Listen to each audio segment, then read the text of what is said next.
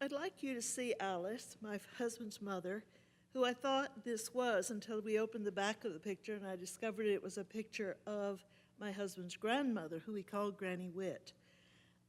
These are going to be pictures of the paper dolls that she helped her daughter collect. We found them when they were cleaning out the attic. This is Alice Whitaker, Tony's mother, as a young child. And the next picture that you'll see is probably a picture of her at the age when she was playing with the paper dolls. These pictures were in Grammy Witt's bedroom in Washington, D.C., and now they're in my daughter's bedroom. Although my daughter has left now, but it was the bedroom that was my daughter's. When we got the paper dolls, we decided that we would do research and find out something about paper dolls. This is one of the oldest of the paper dolls that we found.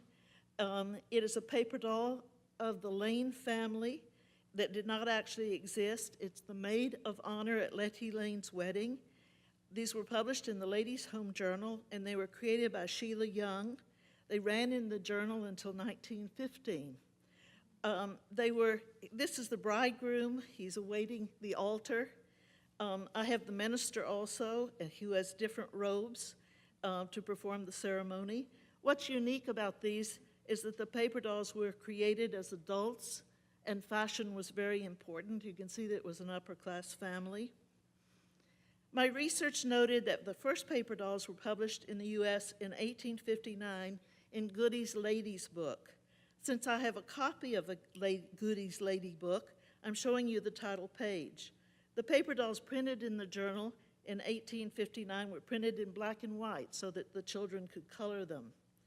Along with other things from Alice's attic, I received a group of dolls. This doll is particularly interesting because its head is made in Germany, and it even came with a velvet coat and hat. She's in pretty good shape. Why include her in this presentation? You have to see the next slide to figure it out. And here it is, a paper doll that captures the German dolls of the era.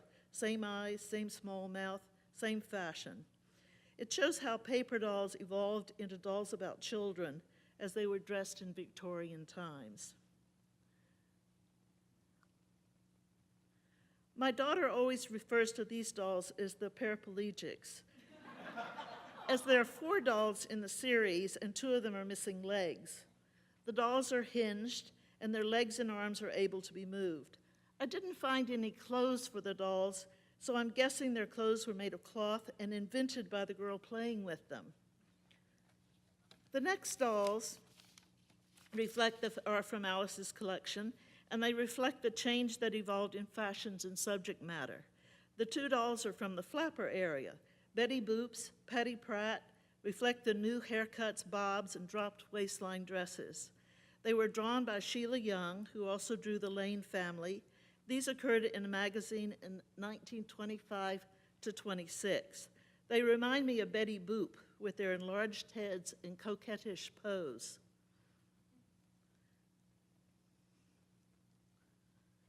This is the second one in the series.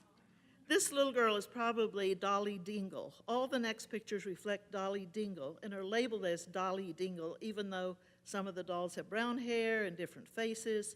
They were all created by Grace Dayton.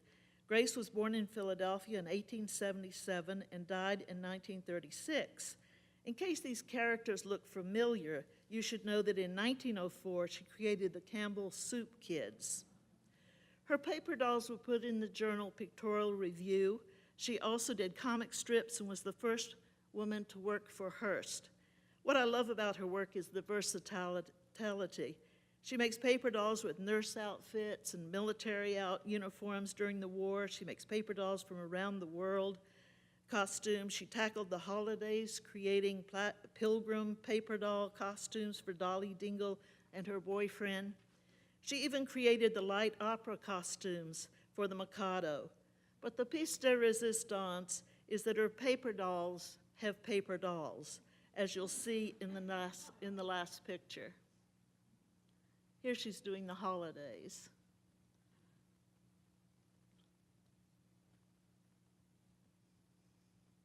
And in the last picture, her paper dolls have paper dolls. Jill thought you should also see what's happened to paper dolls since these times, and she's lent me what her friends have given her as they heard that she has some old paper dolls or have seen them framed on her walls. And this brings us to Tim Turney. He lived from 1928 to 2014 and was creating paper dolls until his death. He was born in Texas, studied at Pratt Institute, was a fashion illustrator before he began creating paper dolls. What I like is the things that he said. I'm not privy to George Washington's underwear. I just put him in the underwear of the period. If I'm wrong, I'm wrong. He also said that mention paper dolls and people think you're headed for the booby hatch. I just laugh and laugh all the way to the bank. Okay.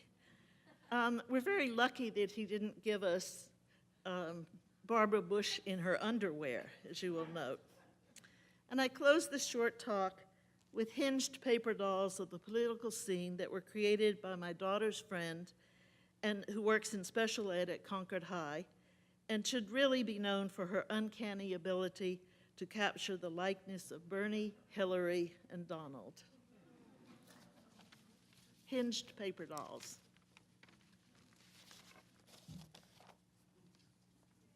Thank you.